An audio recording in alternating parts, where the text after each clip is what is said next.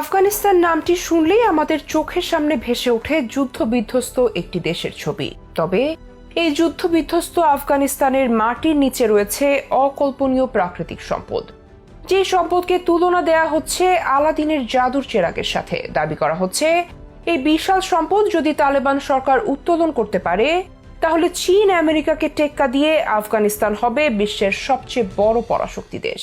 $1 trillion খনিজ সম্পদের উপর বসে আছে তালেবান সরকার। দীর্ঘ 20 বছর পশ্চিমাদের জুলুম নির্যাতন সহ্যের পর বছর 3 আগে ক্ষমতা এসেছে তালেবান সরকারের হাতে। ক্ষমতায় আসার পরই কড়া নিষেধাজ্ঞা জারি করে আফিম চাষের উপর। যে আফিম ছিল আফগানিস্তানের মূল আয়ের উৎস, সে আফিমের উপর নিষেধাজ্ঞা জারির পরই চোখে মুখে অন্ধকার দেখতে শুরু করে প্রায় 4 লাখ আফিম চাষী। তবে আফিম উৎপাদনের উপর নিষেধাজ্ঞা জারির পরই আল্লাহর নিজ কুদরতে ভাগ্য খুলে দেন আফগানদের জন্য। দেশটি এখন প্রাকৃতিক সম্পদ, বিশেষত মূল্যবান খনিজ এবং রত্ন ব্যবসার মাধ্যমে নিজেদের অর্থনীতি পুনরুজ্জীবিত করার পরিকল্পনা করছে। এই পদক্ষেপ দেশটির ভবিষ্যৎ অর্থনৈতিক সম্ভাবনার একটি বিশাল দিগন্ত উন্মোচন করছে, যা একসময় যুক্তরাষ্ট্রকেও ছাড়িয়ে যেতে পারে বলে ধারণা করা হচ্ছে। বিশ্বব্যাংকের তথ্য মতে আফগানিস্তানের মোট জিডিপির 8% আফিম উৎপাদনের উপর নির্ভরশীল ছিল। তবে তালেবান সরকারের কঠোর সিদ্ধান্তে 2023 সালের মধ্যে আফিম চাষের জমি 95% কমে গেছে। জাতিসংঘের মাদক ও অপরাধ বিষয়ক কার্যালয়ের প্রতিবেদনে উল্লেখ করা হয়েছে,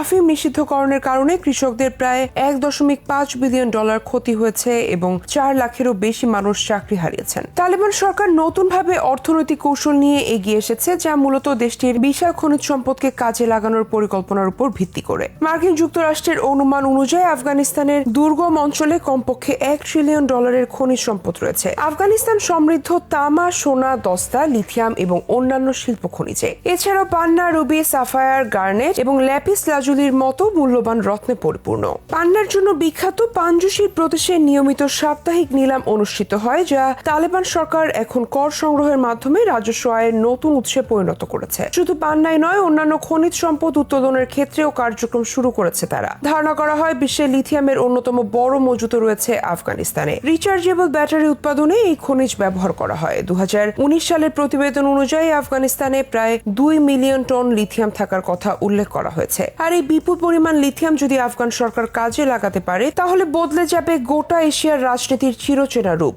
এমনটাই দাবি বিশেষজ্ঞদের। তবে এই মুহূর্তে আফগানিস্তানের জন্য সবচেয়ে বড় চিন্তার কারণ খনি থেকে এসব মূল্যবান সম্পদ উত্তোলন। তালেবান নেতাদের জন্য দেশের খনিজ সম্পদকে ব্যবহার করা এখনো একটি আকাশ কুসুম কল্পনায়। যুদ্ধ বিধ্বস্ত দেশটিতে শুধু টেকসই খনি ব্যবস্থা তৈরি করতেই বেশ কয়েক বছর লেগে যেতে পারে। এদিকে তুরস্ক, কাতার, চীন, রাশিয়া এবং ইরান আফগানিস্তানের খনিজ খাতে বিনিয়োগের আগ্রহ প্রকাশ করেছে। ইতিমধ্যে উজবেকিস্তানের একটি কোম্পানির সঙ্গে তেল উত্তোলনের চুক্তি হয়েছে। চীন তাদের নতুন সিল্ক রোড প্রকল্পে আফগানিস্তানকে বিশেষ গুরুত্ব দিচ্ছে। তালেবান সরকারের বিচক্ষণ নীতি ও আন্তর্জাতিক সহযোগিতার ফলে আফগানিস্তানের অর্থনীতি ঘুরে দাঁড়াতে শুরু করেছে। বিশ্লেষকদের মতে সঠিক কৌশল গ্রহণ ও আন্তর্জাতিক সহযোগিতা অব্যাহত থাকলে আফগানিস্তান অর্থনৈতিকভাবে অনেক দেশকে পেছনে ফেলে দিতে সক্ষম হবে। তালেবান সরকারের নতুন খনিজ নীতি ভবিষ্যতে দেশটিকে অর্থনৈতিক দিক থেকে বিশ্বমঞ্চে শক্তিশালী অবস্থানে নিয়ে যেতে পারে। বিশেষজ্ঞদের দাবি, আফগানিস্তানকে আলোয় ফেরাতে পারে মাটির তলায় থাকা এই দুর্লভ গুপ্তধন। তাছাড়াও রাশি রাশি তামা, সোনা, আকরিক লৌহ সহ